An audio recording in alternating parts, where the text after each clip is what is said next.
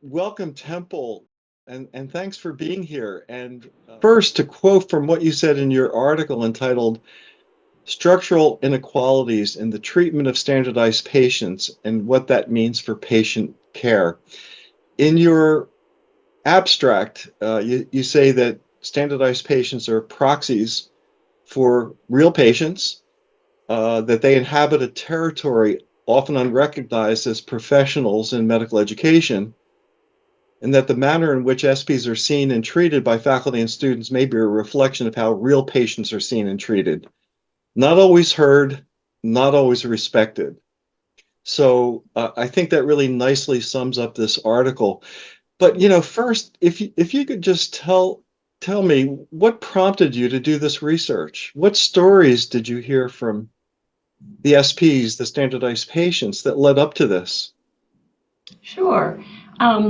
First of all, thank you so much for doing this and for inviting me to share this work, because I really was sort of flabbergasted by it, honestly, and I think it deserves a pretty wide audience. I started engaging in it because over the years, of course, I'd heard, a couple stories from SPs here and there who had been disrespected in various ways.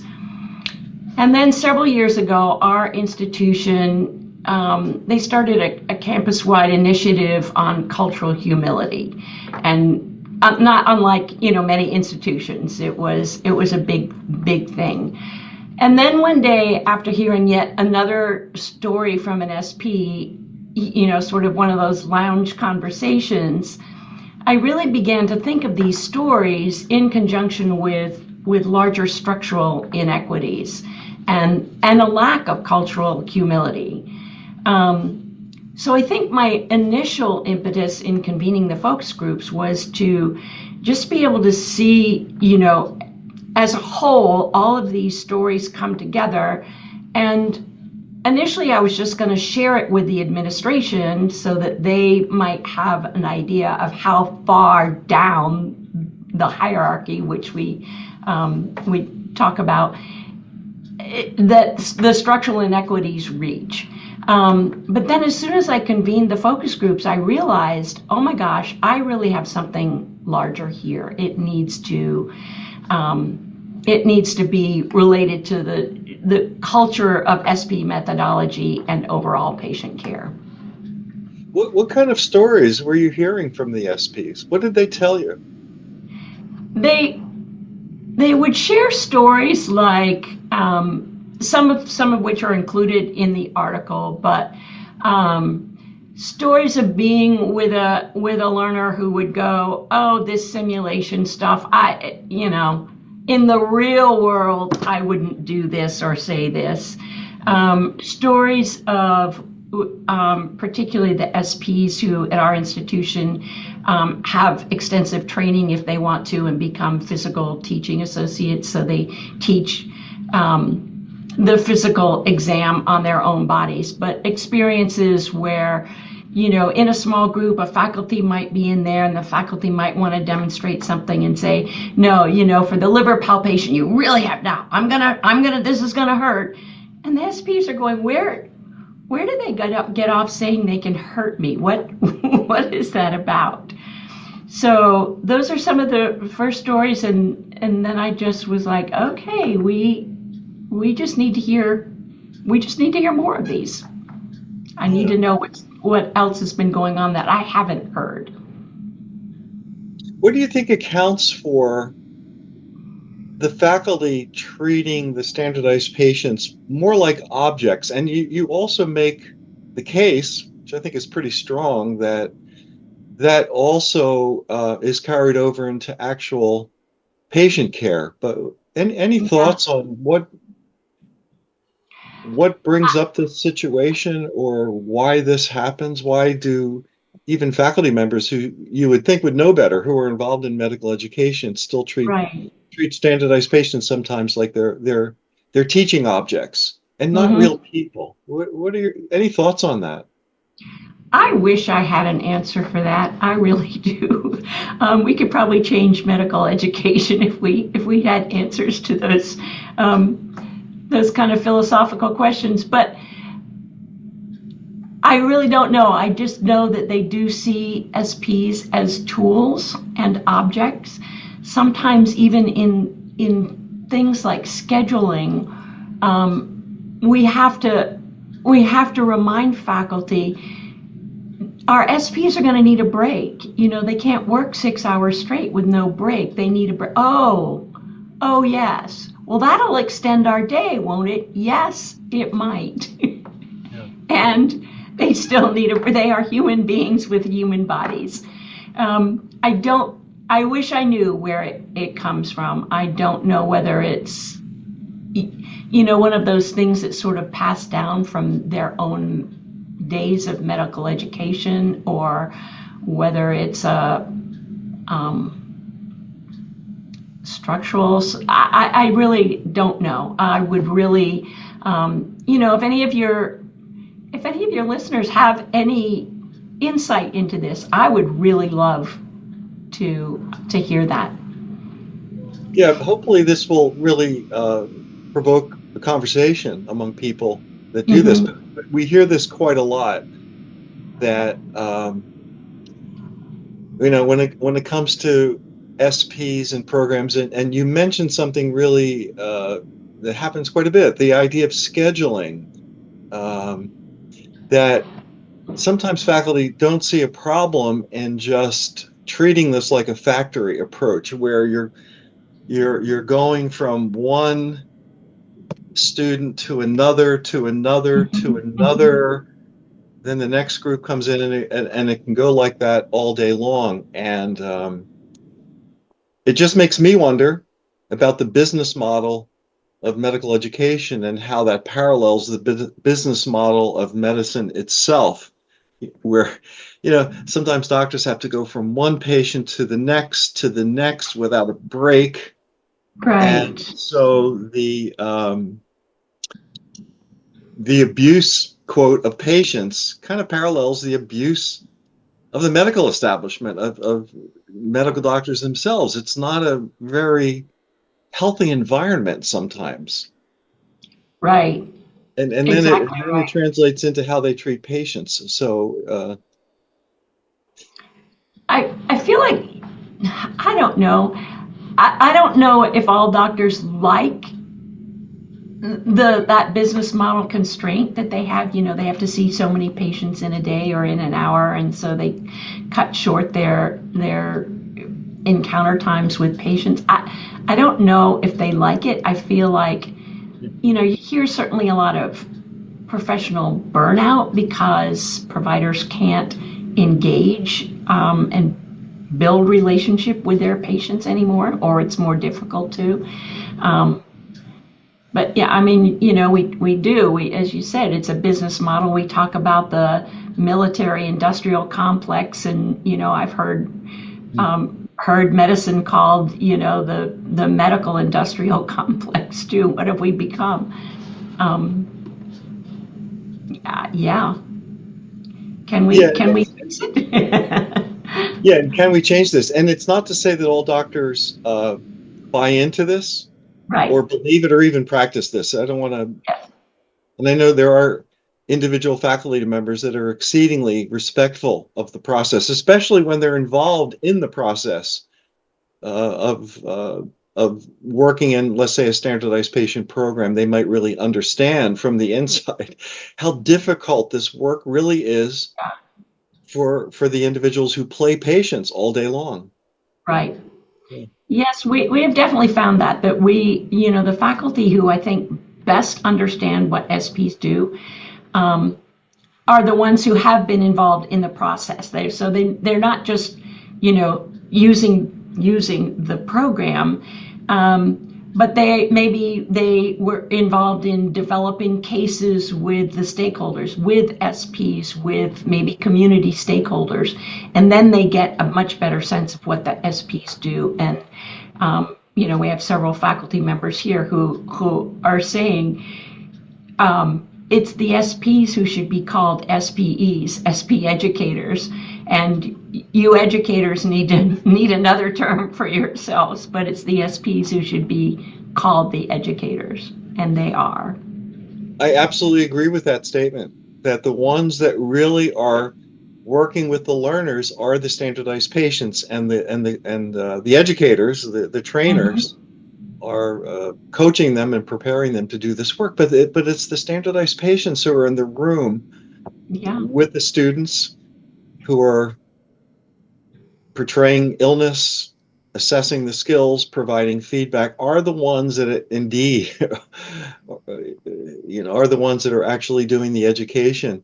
You right. mentioned something too, that you wanted to share your findings with faculty and the article. I'm really curious what kind of reception this has gotten in your institution, or if you've heard from others about what they think about the research that you've done.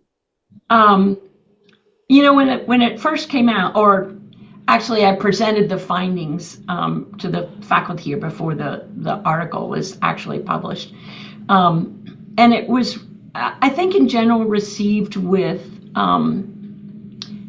some surprise, and also on many levels, some appreciation. Mhm.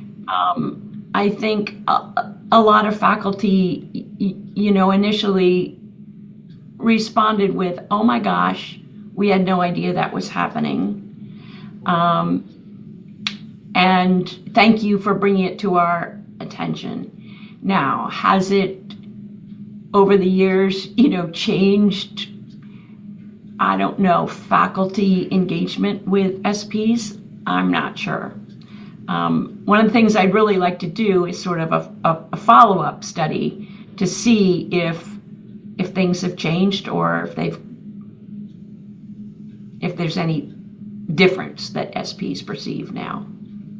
When we were going back and forth um, before this interview, I think I asked the question, and I don't know if you have an answer to this, is are SP programs themselves complicit in this model?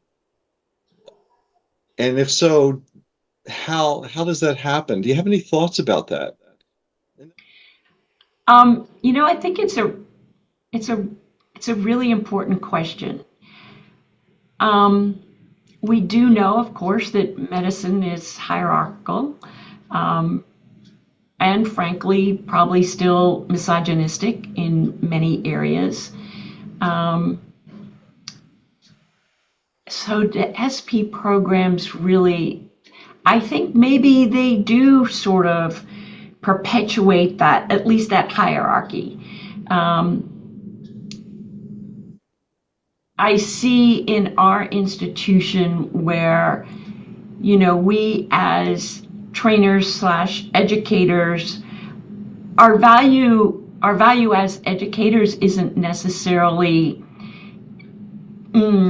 seen as equal to the experience and expertise that the clinical faculty bring, for instance.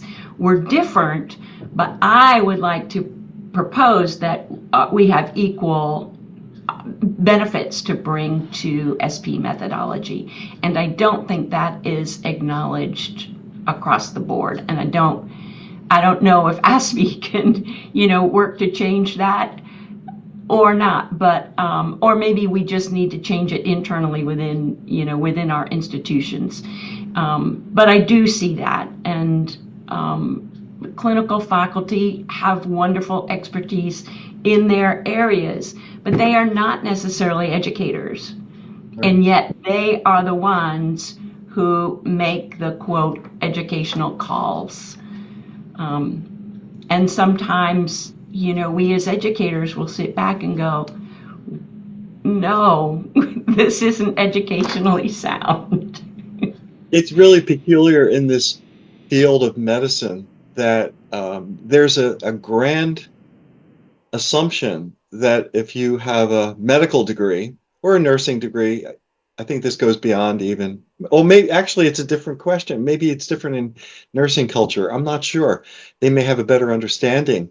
of the Yeah. structural inequalities and adjust for that. So that's something else, perhaps to study. Is the same issue going on there? But there anyway. There's this assumption that if you have an advanced medical degree, you're a teacher. You know how to educate, Yeah. and so the problems that students are exposed to then get perpetuated when they become residents and they start to teach students. So it's complicated. It is complicated.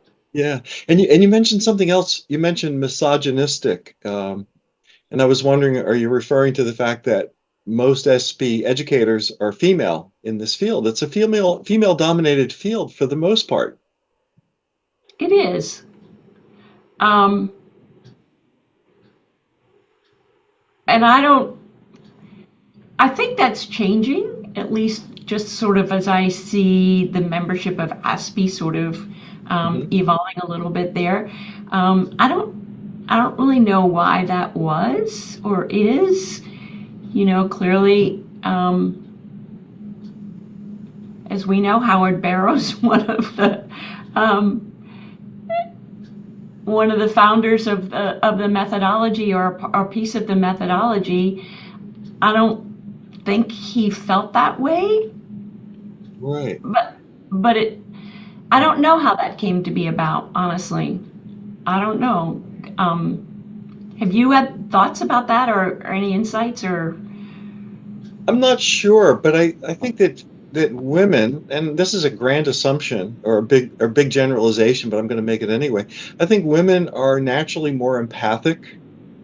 They're better communicators in general, and they often occupy e- educational positions to a higher degree, I think, than men do, in particular in the lower grades. So Mm-hmm. I think women may gradually or may kind of organically gravitate towards this field because it requires, the care and nurturing of individuals who are not Mm-hmm. patients to become patients and to do it on call. So I don't really have an answer to that, why more women get have occupied this field. And I don't have any statistics, but looking at the ASPE membership and my involvement over the years tells me that it's mostly occupied by women in this field of SP educators.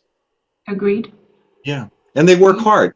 I think it's the other issue. One of the things I said when we were writing back and forth was I thought that women, in some ways, were uh, perhaps victims of their own success at making things happen, doing more with less. Um, Mm-hmm.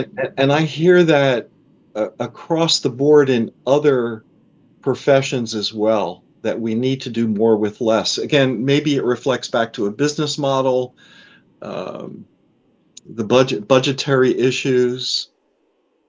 These are things that need to be explored. Uh,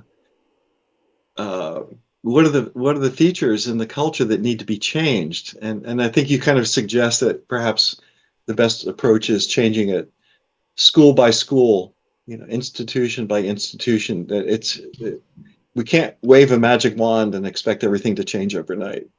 Right. But you bring up a really good point about maybe one piece of the puzzle is budgetary constraints, and ouch. We do know that women are still paid.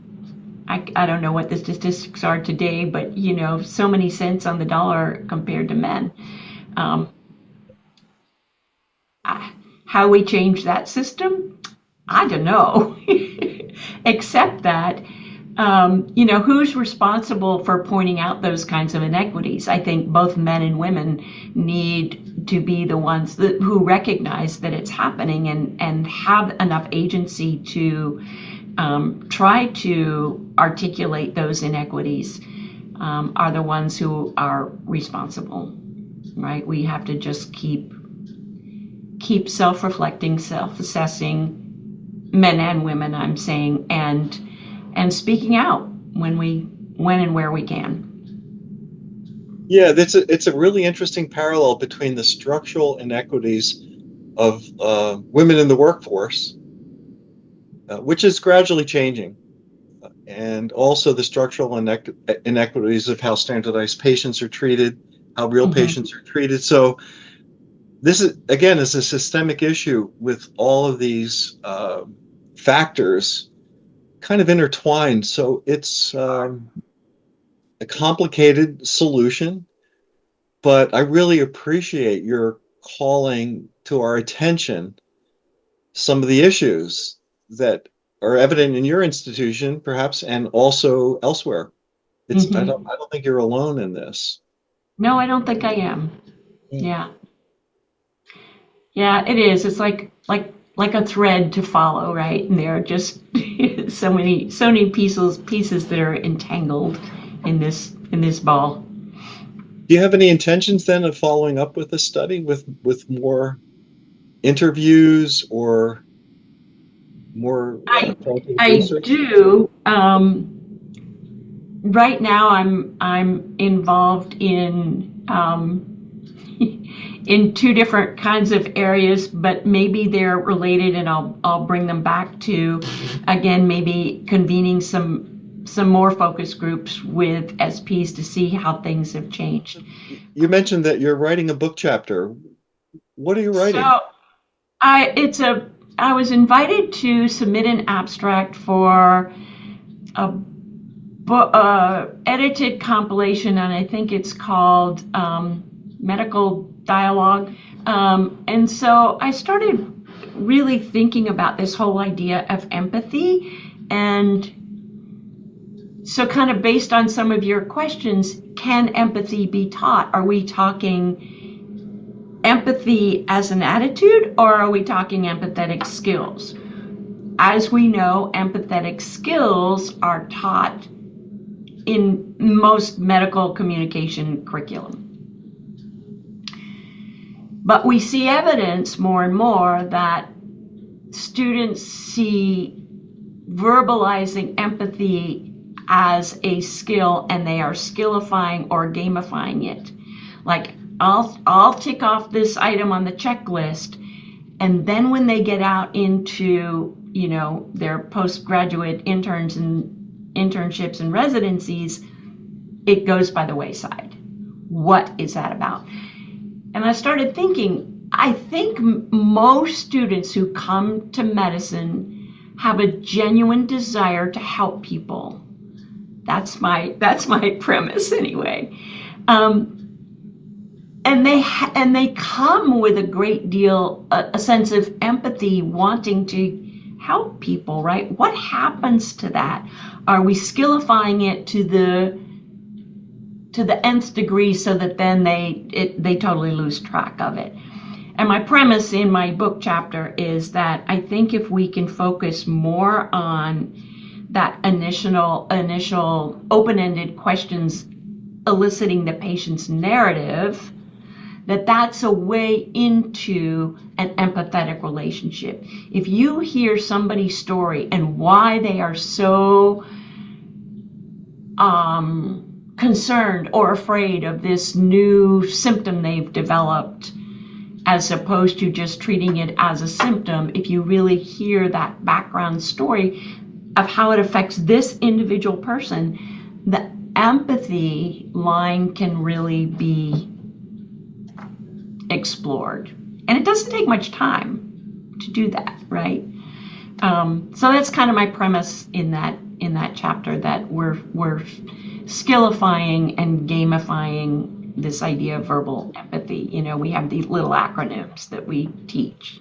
I love that term skillifying, that we've operationally defined empathy, a skill that supposedly can then be assessed, and so it's something that students would want to do to get credit for having empathy. But Yeah.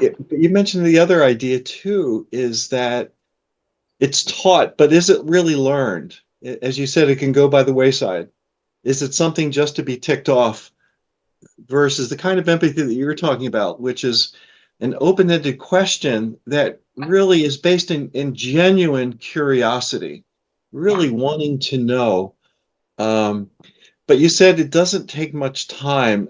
Unfortunately, I think it does take time because if you ask a patient, if you're genuinely curious with a patient and you're genuinely interested in them and want to know, they're going to tell you, and that eats up time. And so that to me gets back into the business model of of the patient work itself. It takes time to hear patients, and who has time for that? You know, you want to then stick to the biomedical discourse. Right, right. Um, I think I both agree and disagree with you. I think it can take up some time, and yet I feel like the information you get could be so valuable that it could lessen the need for additional follow-up questions. You get information that you can then act on, and maybe, check in with a patient. Do I have this right? As opposed to having to ask a whole bunch of questions. Right. So I don't Yeah. know if there's balance there or not. No, I think in principle, I agree with you that it would point the way and perhaps even save time by asking the patient to identify what's important to you. Um, when I've talked to residents about this, I always have asked them, what's the downside of empathy? And they say, well, it's going to take a lot of time. I'm not sure if I have enough time. So in other work, I've heard, well, I'm the doctor. I deal with the medical problem. It's up to the family to provide empathy. So it gets subcontracted out to the family or a pastoral counselor or someone Right, else, a social right. worker. So it doesn't always happen within the medical encounter, which can be very short. Yes, So it does. it further complicates this problem again of time allotment. How much time do we really have? It's a structural issue. Yeah, it is. Again, gets back to that systemic structural. Well, when you publish your chapter, I really want to hear about this and Okay. talk to you about this some more because this is such an important area. Because I think that how are medical students, young medical students with little clinical experience expected to learn? You know, are Right. your patients your teachers? I think So, in many cases the patients are the teachers. Yeah. and so are the So I, standardized patients. Yeah, yeah. So long story, I'm really excited about that talk and seeing what other people are saying about that for sure. great. Well, again, thank you so much for being here. It was really just a great conversation with you, Temple, and It look was forward to fun. hearing more. And we'll follow up on this.